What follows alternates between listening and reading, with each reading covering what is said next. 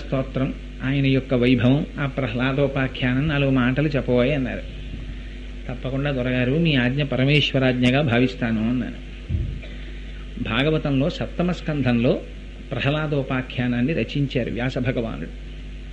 ఆయన అనుభవించినటువంటి భగవంతుని యొక్క గుణములను అందించకపోతే ఈ జనావళి ఎలా ఉద్ధరింపబడతారనేటటువంటి ఆర్తి చేత గురువులకు ఉండేటటువంటి ఆర్తి అటువంటిది. అమ్మ పిల్లవాడు అన్నం తినలేదనుకోండి, ఎంత మధురమైన పదార్థాన్ని ఇంట్లో పచనం చేసి పెట్టనివ్వండి, ఆవిడ కడుపు నిండుతుందా? అయ్యో పిల్లలు రాలేదు, ఇంకా పిల్లలు తినలేదని కొట్టుకుపోతుంది. ఒకసారి వేసిన కూర పిల్ల రెండో మాట అడగలేదనుకోండి, ఏమీ ఇవాళ నువ్వు రెండో మాట కూర వేసుకోలేదు, బాగులేదా, కారం ఎక్కువైందా, ఉప్పు ఎక్కువైందా అని 10 మాటలు అడుగుతుంది. ఏమి ఎందుకు అడగడం అంటే ఆర్తి. ఆ తినాలనేటటువంటి ఆర్తి పదార్థము యొక్క రుచి కన్నా అమ్మ ఆర్తి అందులో కలిసి తినడం శిశువు యొక్క దేహాన్ని రక్షిస్తుంది. అలా అయ్యో నేను అనుభవించినటువంటి దాన్ని ఈ జనావళికి అందించకపోతే ఎలా అని ఆర్తి చెంది అందించారు వ్యాస భగవానుడు. దాన్ని తదనుగుణంగా భగవంతుని యొక్క కృపా విశేషం చేత రామచంద్రమూర్తి అనుగ్రహంతో పలికిడిది భాగవతమట పలికించు విభుండు రామభద్రుండట, నే పలికిన భవహరమగునట పలికెద వీరుండుగాధ పలుకగనేల అని మహానుభావుడు అపారమైన జ్ఞాన సంపత్తితో మోక్షాపేక్షి అయినటువంటి పోతన గారు శ్రీకైవల్య పదంబు కోరుటకునై చింతించెదన్ లోకరక్షైకారంభకు భక్తపాలన కళా సంరంభకున్ దానవోద్రేక స్తంభకు కేళి లోల విలస దృగ్జాల సంభూత నానా కంజాత భవాండ కుంభకు మహానందాంగనాఢింబకున్నన్నారు. అలాంటి కృష్ణ పరమాత్మ కథ కేవలం పునరావృత్తి రహిత శాశ్వత శివ సాయుధ్య సిద్ధి కొరకు చెప్పుకుంటున్నానని ప్రారంభించినటువంటి పోతన గారు అద్భుతంగా ఆంధ్రీకరించారు. అందులో ఆ ప్రహ్లాదోపాఖ్యానాన్ని ప్రారంభం చేస్తూ అంటారు, చాలా ఆశ్చర్యకరమైన విషయం ఏమిటంటే 7వ స్కంధంలో మనందరి తరపున వెయ్యవలసినటువంటి ప్రశ్న ఒకటి వేశాడు ధర్మరాజు గారు.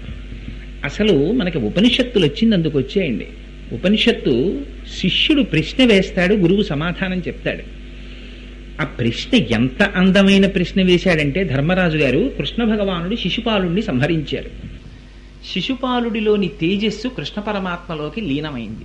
ఆశ్చర్యపోయాడు ధర్మరాజు. ఇదేమిటయా, జీవించి ఉన్నంత కాలం కృష్ణ పరమాత్మని నిందించడం తప్ప వేరొకటి తెలియదు శిశుపాలుడికి. మరి అటువంటి వాడు ఎలా పొందాడు పరమాత్మని? ఇది సనాతన ధర్మంలో తెలుసుకోవలసినటువంటి గొప్ప రహస్యం. పరమాత్మని తెలుసుకున్నవాడు పరమాత్మని పొందడం కాదు, పరమాత్మని ద్వేషించినవాడు కూడా పరమాత్మని పొందాడు. అది భాగవతంలో మొదటి ప్రశ్న ధర్మరాజు గారిది. ఎందుకు పొందాడు శిశుపాలుడు అని అడిగాడు. అడిగితే అడగవలసిన వాడిని అడగాలి, చెప్పగలిగిన వాడిని అడగాలి. నారద మహర్షిని అడిగాడు. ఆయన అన్నారు, కామోత్కంఠత గోపికల్ భయమునన్ కంసుండు వైరక్రియా సామాగ్రిన్ శిశుపాల ముఖ్య నృపతుల్ సంబంధులై వృష్ణులున్ ప్రేమన్ మీరలు భక్తి మేము ఇది చక్రింకంటి మెట్లైన నుద్ధామధ్యాన గరిష్ఠులైన హరిచందన్వచ్చు ధాత్రీశ్వర అన్నారు. ఇది సాక్షాత్ నారద మహర్షి చెప్పిన పద్యం. ఆయన అన్నారు, ఎలా పొందారో తెలుసా కృష్ణుణ్ణి పొందడానికి ఇదే మార్గం అన్నది లేదు, కానీ జ్ఞానము చేత మోక్షం అంతవరకు ఇంకా తిరుగులేని సత్యం. కానీ కామోత్కంఠత గోపికల్ కృష్ణుడి పట్ల కామభావన చేత గోపికలు పొందారు.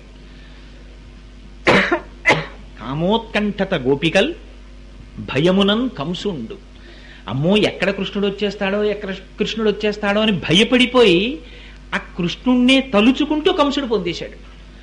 వైరక్రియా సామాగ్రిన్ శిశుపాల ముఖ్య నృపతుల్, కృష్ణుడు మాకు శత్రువు అని శత్రువుగా తలుచుకుని శిశుపాలుడు పొందేశాడు. ప్రేమన్ మీరలో, ప్రేమతో అయ్యో కృష్ణుడు మా బంధువు వస్తాడు రక్షిస్తాడు అని ప్రేమతో మీరు పొందేస్తున్నారు. సంబంధులై వృష్ణులు, ఆ కృష్ణుడితో బంధుత్వం పెట్టుకుని ఆ వంశం వాళ్ళందరూ తరించిపోయారు. భక్తి చేత మేము అంటే నారదుడు చెప్తున్నాడు, భక్తితో మేము పొందుతున్నాం. ఎట్లైన నుద్ధామధ్యాన గరిష్ఠులైన హరిచందన్వత్సుధాత్రీశ్వర, ఇది విచిత్రం. సంసారమునందుండేటటువంటి సమయంలో మీరు తల్లిదండ్రులతో సహా ఎంతమందితో ఎన్ని రకాల అనుబంధాలు పెట్టుకున్నప్పటికీ అవి ఉద్ధరణకు మార్గములు కావు. పరమాత్మతోటి సంబంధం ఎలా పెట్టుకోండి, అది చిట్ట చివటికి మనోనైర్మల్యాన్ని ప్రసాదిస్తుంది. ఆయన కొడుగ్గా చూసుకోండి. ఒక విగ్రహాన్ని ఇంట్లో పెట్టుకుని రోజు ఓ పూలమాల వేయడం, ఓ పంచె కట్టడం, ఆయనకి కాస్త పరవన్నం నైవేద్యం పెట్టడం, ఇన్ని పాలు పట్టుకొచ్చి అక్కడ పెట్టి ఇవాళ మా కృష్ణయ్య పాలు తాగుతున్నాడు అండం, మా కృష్ణయ్య మాతో మాట్లాడుతున్నాడు చూసారా, అలా కూర్చోకపోతే ఏమయ్యా అలిసిపోయాను, కాస్త వెళ్ళి నాకు పచ్చిమిరపకాయలు నువ్వు తేకూడదు పిల్లాడివి అని మాట్లాడుకుంటున్న వాళ్ళు నాకు తెలుసు. అలా భగవంతుడితోటి సంబంధం పెట్టుకున్నా కూడా మనోనైర్మల్యం ఏర్పడుతుంది. ఇన్ని రకాలుగా భగవంతుణ్ణి పొందారయ్యా అన్నారు నారద మహర్షి. అంటూ ఒక విచిత్రమైన విషయాన్ని ప్రస్తావన చేశారు. ఆనాడు జయ విజయులిద్దరూ వైకుంఠంలో ద్వారపాలకులై ఉండగా 5-6 సంవత్సరముల వయస్సు కలిగినటువంటి సనకసనందనాది మహర్షులు దిగంబరులై, మహానుభావులు కేవలము భగవన్నామ స్మరణము తప్ప వేరొకటి తెలియని వారై వైకుంఠములకు వస్తే లోపలికి వెళ్ళడానికి వీల్లేదని అక్కడ ఉన్న ద్వారపాలకులు నిర్బంధిస్తే, అత్యంత సత్వగుణ ప్రధానమైనటువంటి వైకుంఠంలో ఉండి పరమాత్మ దర్శనానికి వచ్చినటువంటి మాకు పరమాత్మకి మధ్యలో ప్రతిబంధకముగా నిలబడేటటువంటి ప్రయత్నములు చేసినటువంటి పాపములకు ఫలితముగా నువ్వు ఎంత కష్టపడవలసి వస్తుందో అనుగ్రహ రూపంగా శాపమిస్తారు పెద్దలు. అందుకని 3 జన్మలలో వైరభక్తితో నువ్వు పరమాత్మని పొందుతావు అన్నారు. వాళ్లే మొట్టమొదటి జన్మలో దితి గర్భమునందు హిరణ్యాక్ష హిరణ్యకశిపులై జన్మించారు. పెద్దవాడు హిరణ్యకశిపుడు, తమ్ముడు హిరణ్యాక్షుడు. ఇందులో చాలా చిత్రం ఉంది. ప్రహ్లాదోపాఖ్యానం తెలియని వాళ్ళు ఎవరు నాకు చెప్పండి. అమ్మా ఇందులో ఎవ్వరికీ కూడా ఏమంటే మాకు ప్రహ్లాదుడి కథ తెలియదండి, మొట్టమొదటిసారి నువ్వేదో పెద్ద పండితుళ్ళే చెప్పాలి, మేము వినాలని వచ్చిన వాళ్ళం ఎవరూ లేరు, అందరికీ తెలుసు ప్రహ్లాదుడి కథ, మరి ఎందుకు ఇచ్చినట్టు? అది సనాతన ధర్మంలో గొప్పతనం. హిరణ్యాక్షుడు తమ్ముడు హిరణ్యకశిపుడికి. ఆయన పుట్టింది మొదలు ఆయన కోరిక ఏమిటంటే అంతా తనది చేసుకోవాలి. అందుకని భూమిని చాపగా చుట్టేసుకున్నాడు. చుట్టేసుకుని తీసుకెళ్లి బయట పెట్టుకోకూడదా, తనది చేసుకున్న దాన్ని దాచుకోవాలి. అందుకని సముద్రం లోపల దాచాడు. ఇది ఎక్కడుంది చెప్పండి? నిజంగా హిరణ్యాక్షుడి దగ్గర ఉంటుందా? ఇక్కడ ఉంటుంది. కనపడిన ప్రతిదాన్ని నాది చేసేసుకోవాలి. కనపడిన ప్రతి వస్తువు మా ఇంటికి వచ్చేస్తే బాగుండు. వచ్చేసిన వస్తువులు బాల్కనీలోనూ ఆ బయట పెట్టేస్తాం ఏంటి, లోపలికి తీసుకెడతాం. విలువని బట్టి మరింత చీకట్లోకి వెళ్ళిపోతాయి. ఇంటికెళ్ళి ఉంగరాలు తీసామనుకోండి, బయట పెట్టేస్తామా టేబుల్ మీద, ఈ కండువా తీసేస్తే తలుపు మీద వేసేస్తాను, లాల్చీ విప్పేస్తే హ్యాంగర్కి పెట్టేస్తాను, ఉంగరాలు తీసేస్తే గాడ్రేజ్ బీరువా తాళం తీసి తలుపులు తీసి చెస్ట్ తీసి చీకట్లో పెట్టి ఇన్ని తాళాలు వేస్తాం. వాడు తెచ్చిన దాంతంతా సముద్రంలో దాచాడు. అంటే నాది నాది నాది నాది అన్నీ తనవి చేసుకోవాలి. ఇది మొట్టమొదట వచ్చేటటువంటి మమకార స్వభావం. దీన్ని వరాహమూర్తి అయి సంహరించారు స్వామి. ఆయన చనిపోతే హిరణ్యాక్షుడు ఏడుస్తున్నారు పాపం. తల్లి అయినటువంటి దితి, ఆయన భార్య, పిల్లలు రోదిస్తున్నారు. ఈ హిరణ్యకశిపుడు వెంటనే సభ తీర్చాడు. రాక్షస ప్రవృత్తి ఎలా ఉంటుందో అందంగా మాట్లాడతారు మహానుభావులు. వాళ్ళేం ఇలా కర్కశంగా కొమ్ములు ఎట్టుకుని ఉంటారు, కత్తులు ఎట్టుకుని ఉంటారు నేను చెప్పరు వాళ్ళు. అందులో అంటారు, ఆ వచ్చినటువంటి సభికులందరినీ చూశాడు.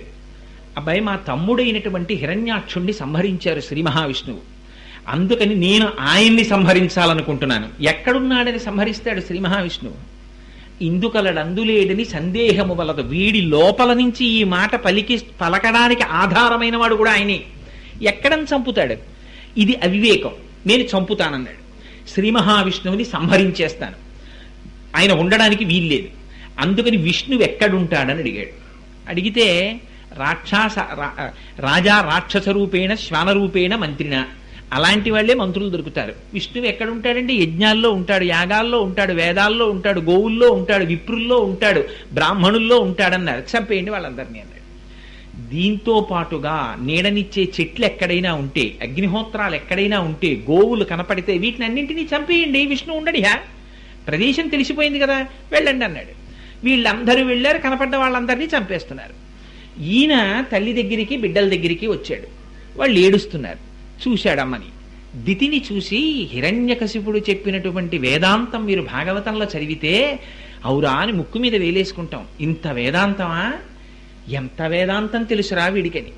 ఆయన అన్నాడు, ఎందుకమ్మా ఏడుస్తున్నావు అని అడిగాడు. ఎందుకు ఏడవడం ఏమిట్రా, నీ తమ్ముడు హిరణ్యాక్షుడు మరణించాడు కదా అందావిడ. అంటే వాడన్నాడు, నిరాహార నివిష్ట పాంధుల క్రియం సంసార సంచారుల్ ఒత్తురు, కూడి విత్తురు సదా సంగంబులే దొక్కచో వీరు సూరిపోయిడి త్రోవపోయెను భవత్సూ నుండు తల్లి మహాశూరుండాతడు తద్వియోగమునకున్ శోకింప నీకేటికిన్ అన్నాడు. ఎంత గొప్ప మాట చెప్పాడో చూడండి. నిరాహార నివిష్ట పాంధుల క్రియన్ నికంబు సంసార సంచారుల్ ఒత్తురు. అమ్మా, అపారమైనటువంటి వేడి కలిగినటువంటి ఎండాకాలంలో బాటసారులు రోడ్డు మీద వెళ్ళిపోతున్నారు. దాహం వేసింది. అటు నుంచి కొందరు వస్తున్నారు, ఇటు నుంచి కొందరు వస్తున్నారు, ఇటు నుంచి కొందరు వస్తున్నారు, ఇటు నుంచి కొందరు వస్తున్నారు. అందరికీ వేసింది దాహమే. దాహం వేసిన వాడికి కావలసినది కేవలం నీళ్లు.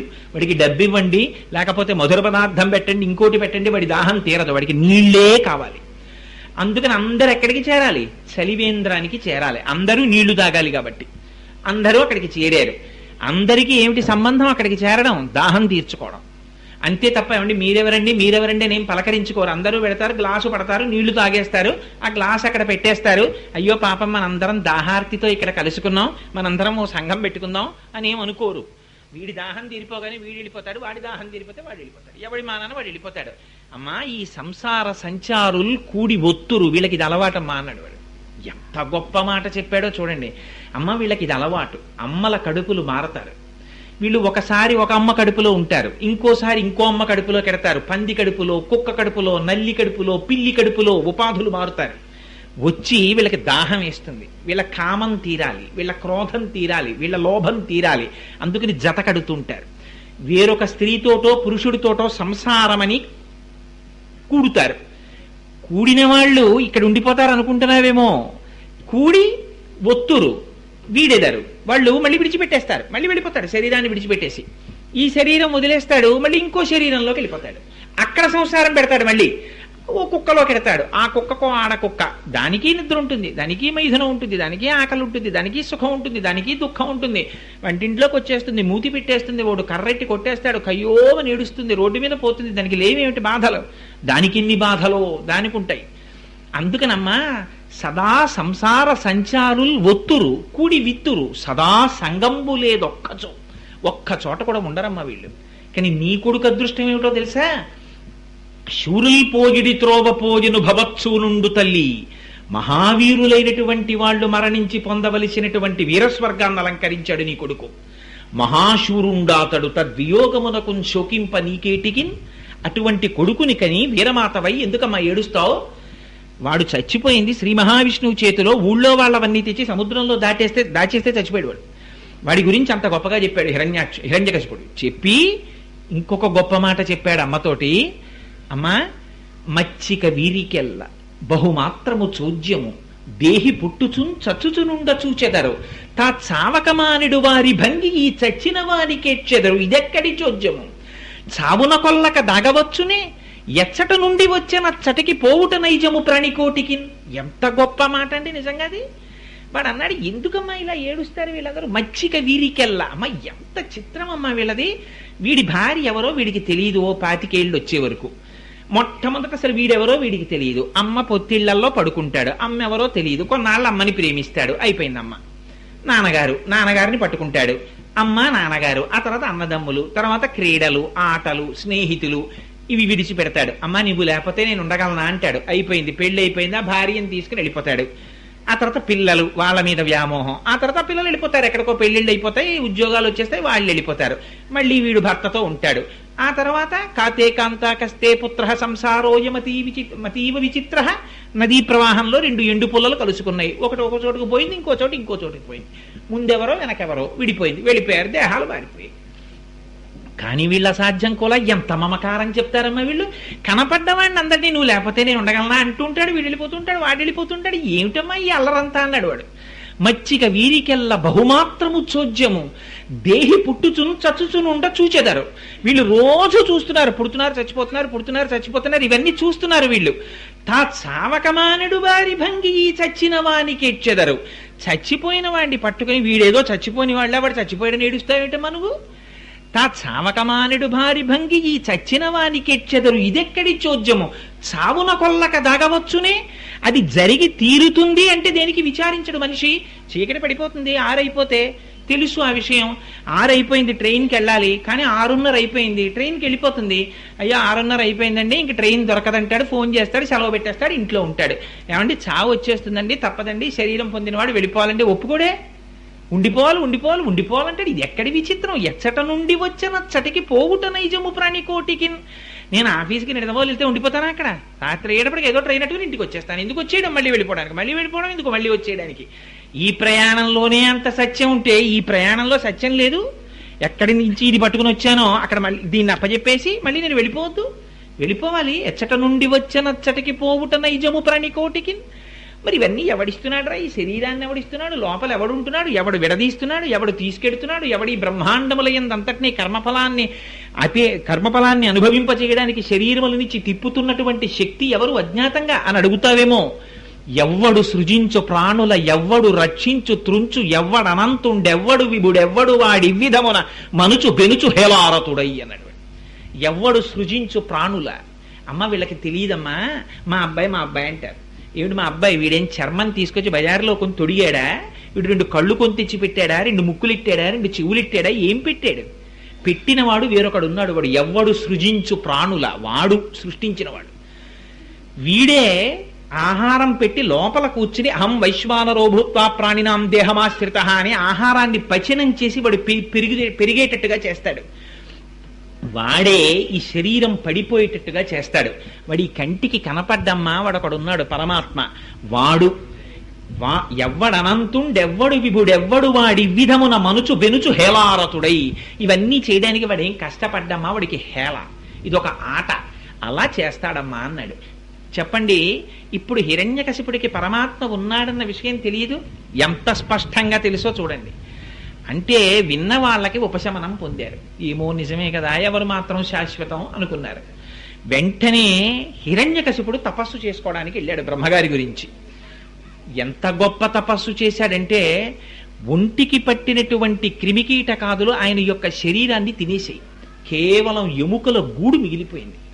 మిగిలిపోతే ఆ కపాల భాగంలోంచి వచ్చినటువంటి ఆ తపో ధూమము అన్ని లోకములను ఆవరించేస్తే దేవతలు వెళ్ళి వేడుకున్నారు చతుర్ముఖ బ్రహ్మగారిని, మీరు వెళ్ళి ఆయనకి ప్రత్యక్షం అయితే తప్ప ఆయన తపస్సు ఆపడు, వెళ్ళమని. చతుర్ముఖ బ్రహ్మగారు వచ్చి ప్రత్యక్షమై తన కమండలంలో నీళ్లు తీసి ప్రోక్షణ చేశారు. వెంటనే పూర్వస్వరూపాన్ని పొందాడు. పొంది బ్రహ్మగారిని స్తోత్రం చేశాడు. చాలా సంతోషించారు బ్రహ్మగారు. నీకేం కావాలని అడిగారు. అడిగితే వాడు అన్నాడు, గాలిన్, కుంభిని, అగ్ని, అంబువుల, ఆకాశస్థలిన్, దిక్కులన్, రేలన్, ఘస్రములన్, తమ, ప్రభల, రక్షవు, మృగ, వ్యాళాదిత్య, నరాది, జంతు, కలహవ్యాప్తిన్, సమస్తాస్త్ర శస్త్రాళిన్, మృత్యువు లేని జీవనము లోకాధీశ ఇప్పించవే అన్నాడు. వాడు వాళ్ళ అమ్మకి చెప్పింది ఏమిటి ఇంత వేదాంతం? అమ్మ ఎవరికైనా శరీరం విడిచిపెట్టేస్తాడమ్మా, చావు లేని వాళ్ళల్లా ఏడుస్తారు ఏమిటమ్మా వీళ్ళందరూ అని చెప్పాడు. ఇక్కడికి వచ్చి వాడు బ్రహ్మగారిని కోరిన కోరిక ఏమిటి? అయ్యా నాకు ఓ కోరిక ఉంది, నాకు మీరు తీర్చాలన్నాడు. ఏమిటన్నారు? గాలిన్, కుంభిని, నేను గాలిలో కాని, ధూళిలో కాని, అగ్నిలో కాని, నీటి చేత కాని, ఇంట్లో కాని, బయట కాని, ఆకాశంలో కాని, భూమి మీద కాని, యక్ష, కిన్నెర, కింపురుష, దానవ, మృగములు, అస్త్రములు, శస్త్రములు, పావులు, గరుడు, వీళ్ళెవ్వరి చేత నేను సంహరింపబడకూడదు. అటువంటి మృత్యువు లేని జీవితాన్ని నాకు కటాక్షించు అన్నాడు. అంటే బ్రహ్మగారు అన్నారు, అబ్బో ఇటువంటి వరం ఎవరు కోరలేదురా ఇంతకు ముందు, నువ్వు ఇంత గొప్ప వరం కోరావు, అయినా నీకు ఇస్తున్నాను, నువ్వు భక్తితో ప్రవర్తించు అన్నాడు. ఎందుకు ఆ మాట చెప్పడం బ్రహ్మగారు? మనిషికి ఏది లేకపోయినా మృత్యు అనేటోటి ఉంది కాబట్టి కొంత కాకపోతే కొంతైనా భయం ఉంటుంది. అసలు మృత్యువు లేదన్నాడు అనుకోండి, వాడు ఎవరికి వెరుస్తాడు, అహంకారం బయలుదేరిపోతుంది. ఇంత గొప్ప వరం ఇచ్చాను వీడు ఏం చేస్తాడో అని అనుమానం. అందుకని తండ్రి ఇవ్వకూడనంత సొమ్ము కొడుక్కి ఇచ్చాడనుకోండి, ఒకవేళ తనకు అర్జెంటు పనుండి వెళ్ళలేక కొడుకుని కాలేజీలో ఒరే జాగ్రత్తగా పట్టుకెళ్ళి 25,000 ఫీజు కట్టే అంటే స్టేషన్లో నిలబడి 10 మాటలు, ఒరే 25,000 జాగ్రత్త, 25,000 జాగ్రత్త అండు, రే పెట్టి జాగ్రత్తగా పెట్టుకో అంటుంటాడే, అలా వీడికి మృత్యువు లేని జీవనం ఇస్తున్నాను, వీడు ఏం ఉపద్రవం తెస్తాడో అని ఒరే భక్తిగా ఉండు అని 10 మాటలు చెప్పారు బ్రహ్మగారు. బ్రహ్మగారు అటువైపు వెళ్ళారంతే వీడి ఇంటికి వచ్చాడు. ఇంద్రుడు ఎక్కడున్నాడని అడిగాడు. అడిగి యుద్ధానికి బయలుదేరాడు. ఇంకా మృత్యువు లేదనేసరికి ఎంత విర్రవీగిపోతాడో చూడండి. ఇది ఎక్కడిది చెప్తున్నారు ఈ రహస్యాన్ని? మృత్యువు గురించినటువంటి చింత వెంటాడేది వృద్ధాప్యం వచ్చిన తర్వాత. ఇంకేముందండి, 70 ఏళ్ళు కాటికి కాళ్ళు చాపు కూర్చున్నాను అంటాడు. అన్నింటికీ భయమే మృత్యు వచ్చేస్తుందని. మృత్యువు గురించి చింతలేని వయస్సు యవ్వనం. అందుకే ఆ యవ్వనంలో అదుపు చెయ్యడం చాలా కష్టం. ఒంట్లో బలం ఉందని తిరుగుతూ ఉంటాడు. మృత్యువు లేదనేసరికి దేవతల్ని, ఇంద్రుణ్ణి, ఋషుల్ని, పితృదేవతల్ని, నాగములను, గంధర్వులను, ఆఖరికి తద్దినాలు పెడితే వెళ్ళవలసినటువంటి పితృపిండములు కూడా వాడే తినేసేట హిరణ్యకశిపుడు. యజ్ఞయాగాది క్రతువులను ధ్వంసం చేసేశాడు. పన్నగముల యొక్క పడగల మీద ఉండేటటువంటి రత్నములను అపహరించి తీసుకెళ్లిపోయాడు. వాడు పడుకునుంటే వాడి భటులు చెప్తుండేవారట, గంధర్వులారా జాగ్రత్తగా పాట పాడండి, నారదుడా సంగీతం చక్కగా పాడు, వీణ వాయించు, దేవతలారా మీరు నడిచేటప్పుడు చప్పుడు చెయ్యకండి, లోపల మహారాజు పడుకుని ఉన్నారు. పంటలకి విత్తనాలు వెయ్యకుండా పంటలు పండేవిట. హిరణ్యకశిపుడు పరిపాలిస్తున్నాడు కనుక సూర్యుడు చాలా జాగ్రత్తగా ఎక్కువ వేడి లేకుండా మందంగా మాత్రమే వేడిని ప్రసరించేవట. వాడు సమస్త దిక్పాలకులను శాసించాడు. యజ్ఞయాగాది క్రతువులను భంగం చేసేశాడు. సాధు పురుషులైన వాళ్ళందరూ అరణ్యములు పట్టి పారిపోయారు. పారిపోయి ఈ దేవతలు అందరూ కూడా స్థితికారుడైన వాడు, ఎప్పుడెప్పుడు ధర్మమునకు హాని జరిగితే అప్పుడప్పుడు రక్షించవలసిన వాడు కనుక శ్రీ మహావిష్ణువుని స్తోత్రం చేశారు. స్వామి మమ్మల్ని ఎప్పుడు రక్షిస్తావు, ఎప్పుడు మమ్మల్ని కటాక్షిస్తావు, మేము ఎలా బయటపడతామని అడిగితే మహానుభావుడు శ్రీ మహావిష్ణువు అప్పుడు చెప్పారు, ఇది రాక్షస సంహారం అంటే. ఒకరికి చెప్పడానికి పనికొచ్చినటువంటి విద్య తనకి అనుష్ఠానంలోకి రాదు. పరోపదేశ వేళాయాం సర్వే వ్యాసపరాశరాహ. వినే అమాయకుడు దొరికితే నాలాంటి వాడు ఎంతసేపు అయినా చెప్తాడు. కానీ తనకి అనుష్ఠానంలోకి తెచ్చుకోవలసి వస్తే తను జాగ్రత్తగా ప్రవర్తించవలసినటువంటి సమయం ఆసన్నమైనప్పుడు మాత్రం ఆ జాగ్రత్త ఉండదు. అందుకని అలా లోపల జ్ఞానం నిలబెట్టుకోగలిగినటువంటి వాడు ఎవరుంటాడో వాడు మాత్రమే సరి అయినటువంటి నడువడి కలిగినటువంటి వాడు. అది అనుష్ఠాన పర్యంతము రావాలి ఆ జ్ఞానం. అది రాకపోవడమే రాక్షసతత్వం. వాడికి వేదాంతం తెలియదా? అంత వేదాంతం చెప్పాడు, తనకి పనికొచ్చిందా వేదాంతం? తనకి పనికి రాలేదు. తనకి మృత్యువు లేని జీవనం కావాలి, తను 10 మందిని ఏడిపించాలి. అందుకుని బయలుదేరాడు. వాడు బయలుదేరి అంతమందిని బాధ పెడుతుంటే దేవతలందరూ శ్రీ మహావిష్ణువుని ప్రార్థన చేశారు. శ్రీ మహావిష్ణువు అశరీరవాణిగా ప్రకటించారు. అశరీరవాణి అంటే శృతి, వేదం. ఆ వేదస్వరూపంగా స్వామి ఆ శ్రీవైకుంఠం నుంచి ఒక మాట చెప్పారు, ఎవడి మరణమైనా వాడుకొని తెచ్చుకోవాలి. హిరణ్యకశిపుడు కూడా మరణించడానికి కావలసినంత పాపం ఇంకా చెయ్యలేదు. వాడు మరణిస్తాడు. దేనివల్ల మరణిస్తాడో తెలుసా? నేను కొంత జాబితా చెప్తున్నాను వినండి, వాటి జోలికి వెడతాడు. వాడు వెళ్ళిన తరువాత వాడు మరణిస్తాడు. వాడు మరణించడానికి కావలసినటువంటి పచనము చేయబడిన పదార్థముగా సిద్ధమైన తరువాత అప్పుడు నేను అవతార స్వరూపంగా వస్తాను. అలా వాడు మరణించాలంటే కొన్ని అపచారములు జరగాలి. ఏమిటా అపచారములు అంటే, మొట్టమొదట చెయ్యవలసినటువంటిది శృతులను అంటే వేదములను ధిక్కరించాలి. వేదము ప్రమాణము కాదనాలి. యజ్ఞయాగాది క్రతువులను వాడు ఒప్పుకోకూడదు. శురలందు, శృతులందు, ఆ తరువాత ఆ యోగమార్గమందు, ధర్మ పదవియందు, పూని నాయందు, శుద్ధ సాధులందు ఎవ్వడలిగి ప్రవర్తించు వాడు నా చేత హింస పొందు. ఎవడు వీటన్నింటినీ తిరస్కరించి ప్రవర్తించడం మొదలు పెడతాడో వాడు చిట్ట చివర నా చేత మృత్యువుని కొని తెచ్చుకుంటాడు. పైగా వాడి కడుపున ప్రహ్లాదుడనబడేటటువంటి కుమారుడు జన్మిస్తాడు. ఆయన అపారమైనటువంటి విష్ణు భక్తుడు, జ్ఞాని. ఆయనకి ద్వంద్వములు కనపడవు. వాడు పరుడు, నేను ఒకణ్ణి, వాడు వేరు నేను వేరు అని చూడడం ఆయనకి చేత కాదు. అంతటా నన్నే చూస్తూ ఉంటాడు. అంతటా 2 చూసేవాడు హిరణ్యకశిపుడు, అంతటా 1 చూసేటటువంటి వాడు ప్రహ్లాదుడు. అంతే తేడా. హిరణ్యకశిపుడు ఎప్పుడు చూసినా వాడు దేవతలు, వాళ్ళు యక్షులు, వాళ్ళు గంధర్వులు, వాళ్ళు కిన్నెరులు, వాళ్ళు కింపురుషులు, వాళ్ళని నేను కొట్టాలి, నేను బాగుండాలి అని ఆలోచిస్తాడు. వాళ్ళు నారాయణ స్వరూపం, వాళ్ళు విష్ణు స్వరూపం, నేను విష్ణు స్వరూపం, అంతా విష్ణుమయం జగత్ అని చూస్తాడు ప్రహ్లాదుడు. అటువంటి వాడి కడుపున ఇటువంటి వాడు పుట్టాడు. ఇటువంటి ప్రహ్లాదుడు సామాన్యమైన వాడు కాడు. కన్న కొడుకు, శమదమ సంపన్నుడు, నిర్వైరుడనక ఎన్నడు ప్రహ్లాదుని వాడు క్లేశమును పొందించునాడే పట్టివధింతున్. ఏనాడు అటువంటి శమదమ సంపన్నుడైనటువంటి ప్రహ్లాదుణ్ణి పట్టుకుని హిరణ్యకశిపుడు వేధిస్తాడో ఆనాడు ఆ హిరణ్యకశిపుణ్ణి పట్టుకుని నేను సంహరిస్తాను, మీరు బెంగ పెట్టుకోకండి, మీరు అందరూ బయలుదేరండి అన్నారు. ఆ దేవతలందరూ బయలుదేరి వచ్చేశారు. వచ్చేసిన తర్వాత ప్రహ్లాదుడు జన్మించాడు. ప్రహ్లాదుడు జన్మించినటువంటి ఘట్టం మనం ఎర్రసిరాతో అండర్లైన్ చేసి పెట్టుకోవలసినటువంటి ఘట్టం. ఎందుచేత అంటే ఇది ప్రహ్లాదుడు చిట్ట చివరిలో చెప్పాడు, కానీ కథని అనుసంధానం చేయడం కోసమని నేను ముందుకు చెప్తున్నాను.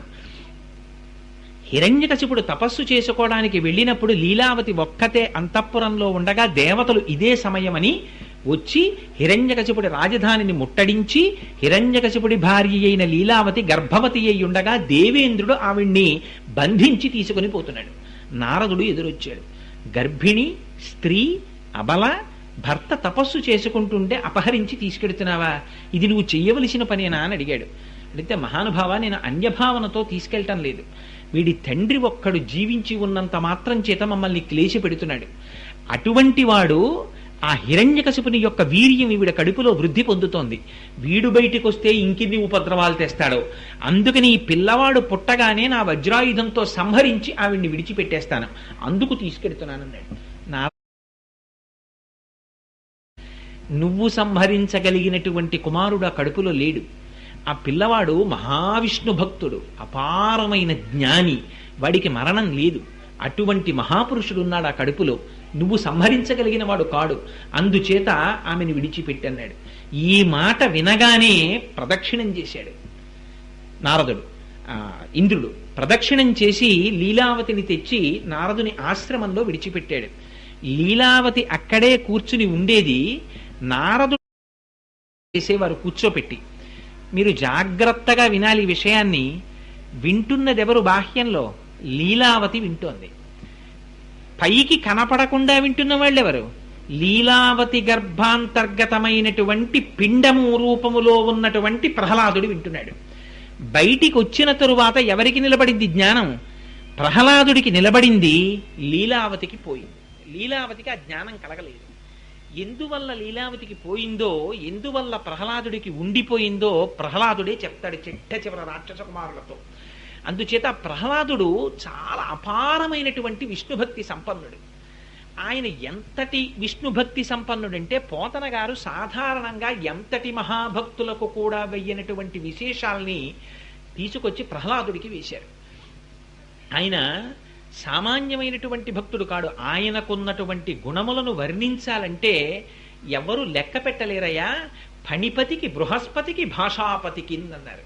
ఇది ఎంత కష్టం అంటే 1000 పడగలు కలిగి 1000 తలలు కలిగినటువంటి ఆదిశేషుడు కూడా లెక్క పెట్టలేడు ప్రహ్లాదుడి గుణాల్ని. ఆఖరికి ఫణిపతికి బృహస్పతికి, దేవగురువైనటువంటి బృహస్పతి చెప్పలేడు. ఫణిపతికి బృహస్పతికి భాషాపతికి, సరస్వతీదేవి భర్త అయినటువంటి చతుర్ముఖ బ్రహ్మగారు కూడా చెప్పలేరు ప్రహ్లాదుడి గుణాలు. అంత గొప్ప గుణములు కలిగినటువంటి వాడు. ఆయన ఎంతటి భక్తుడంటే పానీయంబులు త్రాగుచున్ కుడుచుచున్ భాషించుచున్ హాసలీలా నిద్రాదులు చేయుచున్ తిరుగుచున్ లక్షించుచున్ సంతత శ్రీనారాయణ పాద పద్మజుగళీ చింతామృతాస్వాద సంధానుండై మరచన్ సురారి సుతుడే తద్విశ్వమున్ భువరా అన్నారు. తాగలేదా?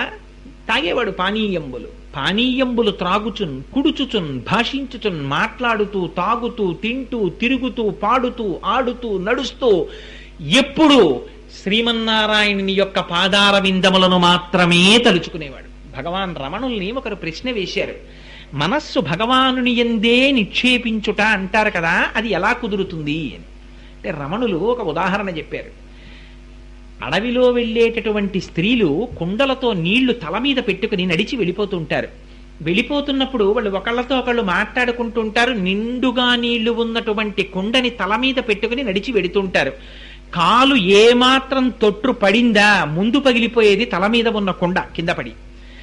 వెళ్ళిపోతున్నప్పుడే నిశ్శబ్దంగా కుండ మీదే దృష్టి పెట్టుకునో భూమిని చూస్తూనో వెళ్ళరు, పక్క వాళ్ళతో మాట్లాడుకుంటూ వెళ్ళిపోతుంటారు. ఇంత మాట్లాడుకుంటూ వెళ్ళిపోతున్నప్పటికీ కూడా తమ తల మీద పెట్టుకున్నటువంటి కుండ మీద దృష్టి ఉండిపోయినట్టు. తాము బయట ఏ పనులు చేసినా లోపల మాత్రం భగవంతుని యొక్క పాదార వింద సంసేవనము అలవాటు పడడం కుండ మీద దృష్టి వంటిది. దానికి నీకు తెలియకుండా దృష్టి పెట్టగలిగినప్పుడు దీని మీద నీ దృష్టి ఎందుకు నిలబడదు అంటే అభ్యాసము దాని యందు అనురక్తి లేదు. అందుకని ప్రహ్లాదుడికి పానీయంబులు త్రాగుచున్ కుడుచుచున్ భాషించుచున్ హాసలీలా నిద్రాదులు చేయుచున్ తిరుగుచున్ లక్షించుచున్ సంతత శ్రీనారాయణ పాద పద్మజుగళీ చింతామృతాస్వాద సంధానుండై మరచన్ సురారిసుతుడే తద్విశ్వమున్ భూవరా. ఈ విశ్వమును మరచిపోయేట ఎంత చిత్రమో చూడండి. ఆ మాట చెప్పడంలో తిరగేస్తున్నారు. మనమేం మరిచిపోతాం? జగత్తుతో తాదాత్మ్యం చెందుతాం. మనకి ఊళ్ళు కనపడతాయి, రైళ్లు కనపడతాయి, ఆఫీసు కనపడుతుంది, ఇల్లు కనపడుతుంది, జీతం కనపడుతుంది, భార్య కనపడుతుంది, పిల్లలు కనపడతారు, పరమాత్మని మరిచిపోతాం. ఆయనకి పరమాత్మ కనపడుతున్నాడు, భార్య కనపట్టలేదు. అంటే అప్పటికి ప్రహ్లాదుడికి పెళ్ళయిందని కాదు, తండ్రి కనపట్టలేదు, తల్లి కనపట్టలేదు, అన్నదమ్ములు కనపట్టలేదు, ఎవరూ కనపట్టలేదు, పరమాత్మ ఒకడు కనబడుతున్నాడు. ఎందుకని? తదధిష్టానమైనటువంటి బ్రహ్మమును చూస్తున్నాడు. దృష్టిలో తేడా. ఇద్దరూ ఒక కొట్టుకే వెళ్ళారు.